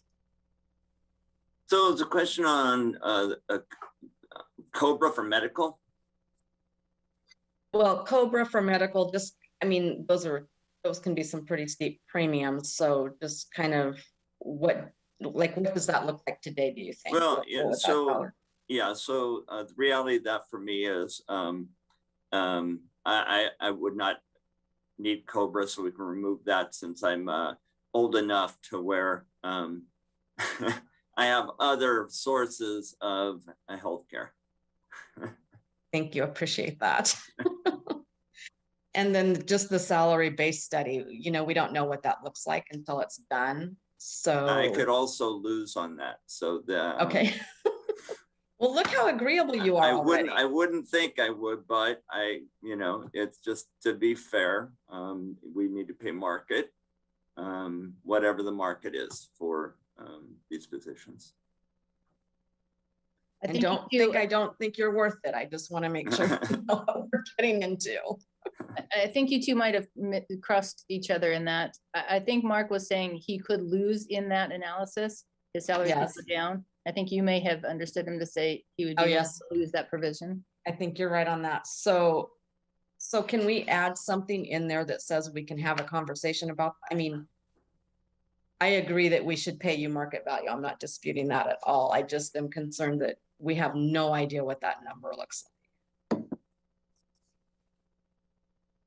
And Michelle, as a support to that, there's also a clause in there that says the section afterwards that there's a 10% adjustment of whatever that amount is for a deputy general manager. And so that does have some sort of, you know, recurrent ripple effects if we aren't paying attention to that. So I think it's valuable just to at least have it on the radar. Yeah, and the reason for once the general manager's hired that I take an automatic 10% decrease is I've been through 5 general managers and this will be my 6th, and everyone reorganizes in some manner. So I'm putting myself at risk of being, and that's why I'm asking for the term of the contract as well. So, you know, I'm at the stage of my career, you know, I'm not going to be messing with somebody demoting me because, you know, they, for whatever reason, you know, or, you know, but I want to give them the freedom to restructure too. So, it's a unique contract, I guess, in some ways. but you know, a lot of it just kind of protecting me because I've been here 25 years and somebody else come in and want to start all over again, all new with all new people. And I want to let them do that and just, you know, go away. So I want some fairly clear terms on how that. And I fully appreciate that. And I understand completely why you would want these things in here. I just felt I needed to at least bring that to the, you know, conversation. And I'm fine with a discussion prior to any rate increase after the salary study's done. I'm fine. Okay. Not a big issue. And we have to move on pretty soon, so I want to make sure Emily, Dawn, or Susan. Oh, Susan, you have your hand up. I'm sorry, I didn't see that. Susan. Well, you know what? I'm just basically wanting to quickly make note that I'm sensitive to the fact that who is helping Mark, how can the board support him? You shouldn't have to do two jobs, and you know, what is the plan for that? And just to make that point and hope everything is underway in that regard. Susan, do you mean currently or at the point when the new GM is hired? Now, I mean, the fact that Mark is now the interim, who's doing what he was doing before? I assume he's not going to be expected to do both. That certainly would be unfair. Yeah, and that, you know, that's my job now, you know, is to determine how we get the work of the district done. So, you know, I'm willing to take that on, and certainly I've got a great staff here that is stepping up in areas where they need to step up, and you know, we will continue the good work of the district. So we should be good.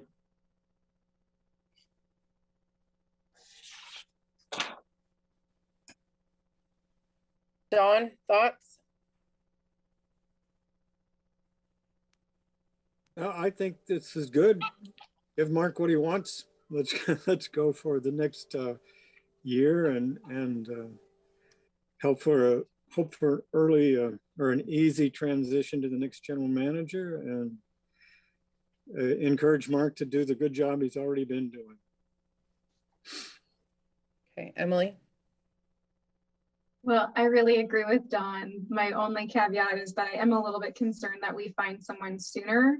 And if it's agreeable to Mark, I was under the impression that this was going to be fairly flexible as far as the end date. And so seeing everything through December of next year is a little bit concerning to me, because there is that, you know, 6-month clause kind of either direction. So I want to make sure that we're understanding what our financial obligation is to Mark, and making sure that we're aware of that, whether we hire somebody next week or, you know, May 1st of next year. So I think there should be some consideration there. And I don't know, Andrea, if there's a way to draft some language that is protective of Mark and our, you know, intention to take care of him, but also to make sure that we're mindful of the district's dollars as well.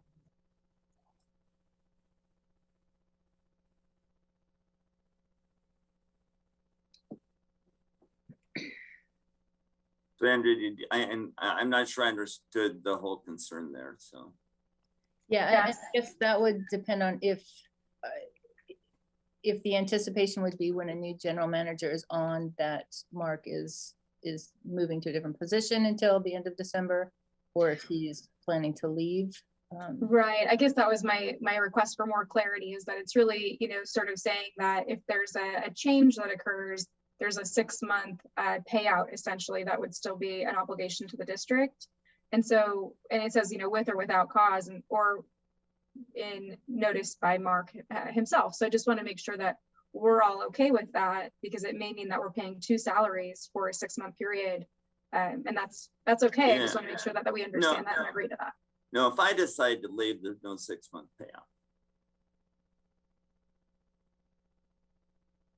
If I decide to leave, but if yeah, and for cause, I don't get a payout. But if, you know, it's because of restructuring, and for cause is pretty specific. It's for fraud and for you know, things that have a really high nature. So, I'm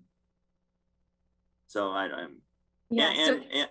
and you know, I mean, it's pretty typical for severance pay of some sort to go out to long-term employees.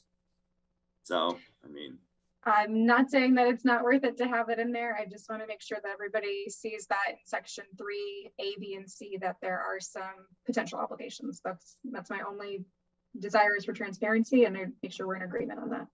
Sorry, Well, Mark. I understand Emily's point on that, and I agree. It could be a little more clear of what happens when a new general manager is hired, what position Mark goes to, or if at that point this contract terminates and that clause kicks in. And I don't think that's the intent. So I hate to have, you tell me, Caitlin, what you want to do with this. I can make that more clear in the contract, but it's probably something that should be reviewed before a vote. That's up to you guys. I don't know. What do you guys think? Should we wait, and what are the repercussions then? Can we vote and just say as amended? Yeah. Knowing that that is going to be amended, what do you feel like is the best way to move forward? I think we could vote that we'll remove the contract voted on as amended to remove the COBRA issue, to include a discussion on after the salary study is done, and to clarify what Mark's position will be upon the hire of the general manager, and then vote to approve it at that point. Okay. Did someone get that? So you can make that motion as amended? Because I will go for a motion. I think I got it. Okay. Just give me a second to get back to the proposal. Okay. I move adoption of LTD resolution number 2021-09-15-049 with amendments of removing COBRA language, adding discussion regarding the salary study once completed, and the context of the contract upon hire of a new GM. I see Andrew shaking her head, so I think we're good. Let's look for a second. Sorry, did I miss someone say second? Second, no, I was trying to unmute. Okay. Okay, so Emily made the motion, Michelle second, so we'll vote. Emily? Aye. Okay, Dawn? Aye. Okay, Susan? Aye. And Michelle? Aye. And I also vote aye. Great, thanks for that, and thanks for that conversation and being flexible on that. So we will look for that, and I believe it's pronounced, is it Aaron? How do you pronounce his name? Aaron. Mark? Aaron, yeah, Aaron. Aaron? Okay, Aaron, you were a silent supporter. We super appreciated you hanging in there. We could tell by your body language, you felt really good about this conversation. Thank you so much. We can't wait to hear your lovely voice again. You pulled this great Little Mermaid action right now, to be continued.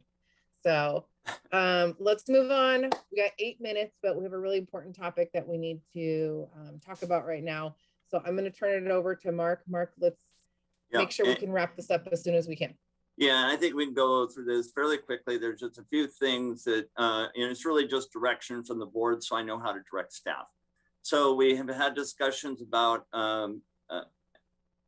recruiting firms and whether we should go with Transpro because we've worked with them and we know them and we know they have a recruiting function, and or do we want to go for a RFP and just travel broadly? And then there's the timing issues. So those are the two things that we really need to talk about tonight, and one has impact on the other. So if we go out for an RFP, that's going to be a 6 week to 2 month process. And so we wouldn't even, get started on this until, November. And then, by the time we post and get a process in place, it'd probably be February in truthfulness. So, if we decide, well, let's just, award the contract to Transpro for the recruiting services, we could get it going fairly quickly. But even with that, once we do the salary study, once we've go through the process, try to understand the or develop the process for the recruitment is still going to be, you know, a month or a month and a half. So realistically, it'll probably be January 1st before we can post and really start the process. So we just need kind of consensus to the board on what they want to do.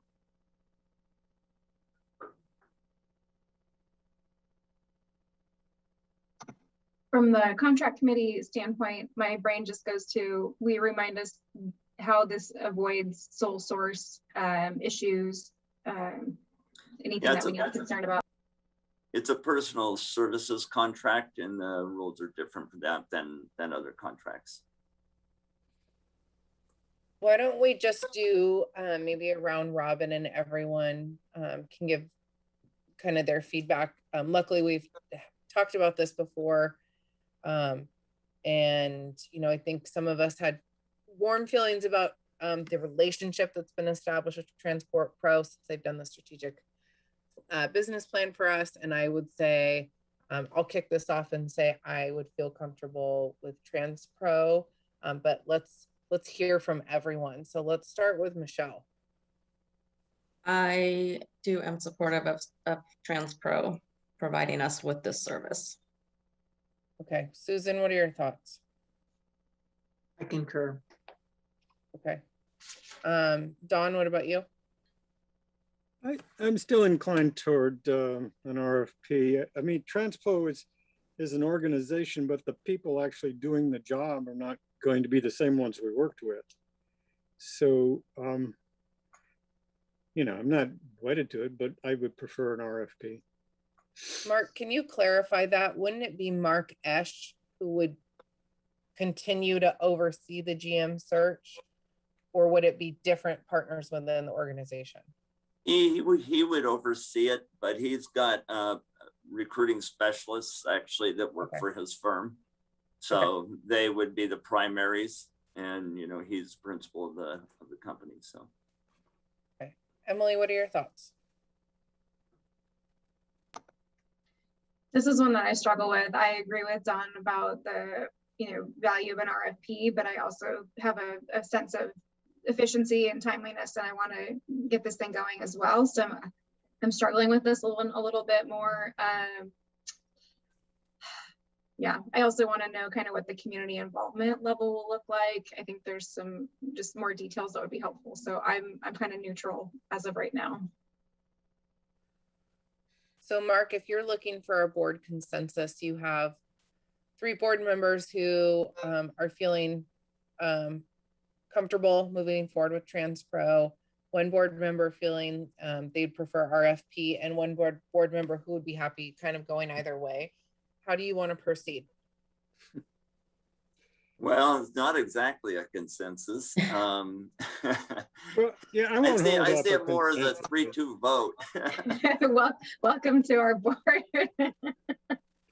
Yeah, I would go for a consensus. I'm not that strongly opposed to it. I mean, if I don't hear any other support, then it's okay. How about this? I talked to TransPro and have them kind of bring back a proposal for next board meeting. And then we can walk through the proposal that has some elements of how they approach the search. And then we kind of go from there. Mark, does that delay our opportunity to implement their advice by 4 weeks, or is it a wash? Well, I mean, if we decide then to go out for an RFP, it'll delay it a month. But like I say, I think if we have our target to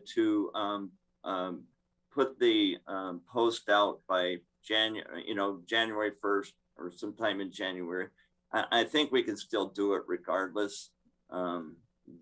So, I mean, if you're trying to get it really pushed and you want to post it further, then we just decide, yeah, we're going with TransPro when you get it moving now. So that's the big decision for you guys.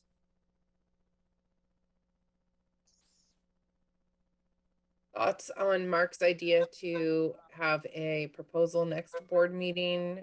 Do you want to wait? want the proposal, not want the proposal? What are people feeling?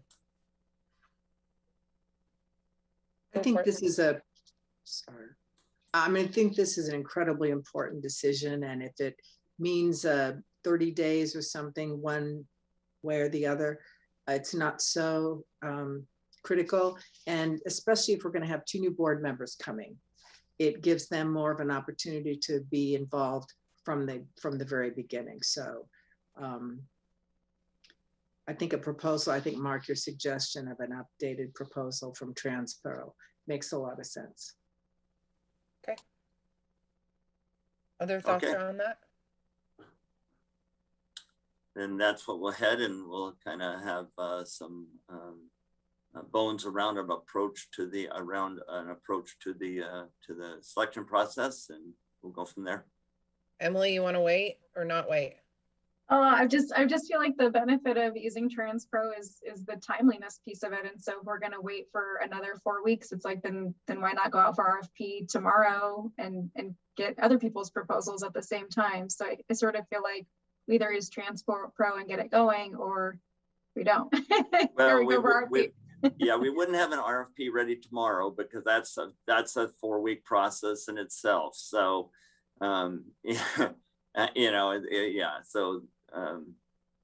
there's work that goes into just creating an RFP. And so we'd still be ahead of the game if we bring Transpro in next week ready to go, with the idea that, unless we just don't like their proposal, we'll go another direction, right? Michelle, thoughts on that? I mean, I'm fine with seeing what they have to offer. I think there's always benefit to that.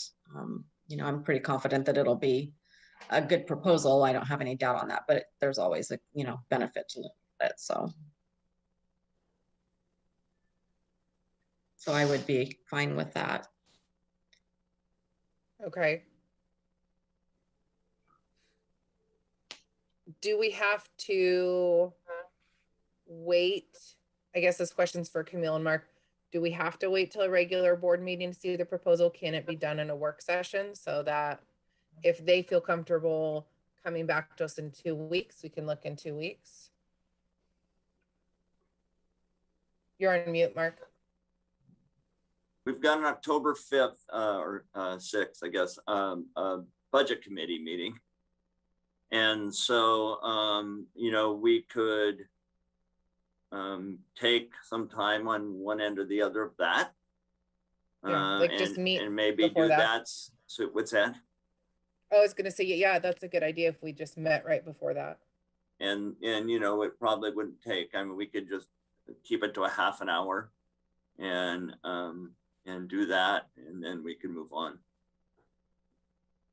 What time will the budget committee meeting be? Is that going to be a 5:30 start time, 7 times? What's that start time? Camille, you know better than I. It starts at 5:30. 5:30. Okay. that seems like maybe a good compromise, that we do that in a work session, public work session, and then we review that. If Transpro feels like that's appropriate to ask them for a 2-week turnaround, of course, then maybe we move forward with that. Does that sound okay to everybody? Don? Well, just a question. I know we won't have a confirmation, but I'm wondering if our new board appointees could attend that budget committee meeting. At least then they would be becoming acclimated to the process, and we would be a little bit ahead of the game. They wouldn't have an official position then. But we can invite them. In fact, I think at least Pete is at this meeting. So, they're always welcome at those meetings. Okay. Good suggestion, Dawn. Absolutely. We're going to encourage new board members to be participants in the meetings. Absolutely.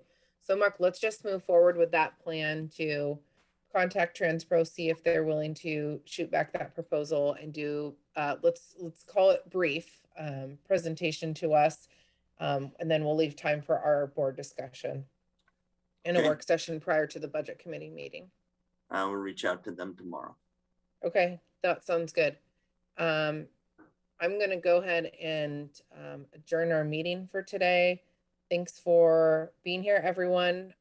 Everyone in the audience as well. Really appreciate everyone taking the time to be here and taking the time out of your day. Now go enjoy your dinner, and we will see you all in a few weeks. And this board meeting is officially adjourned. Thank you.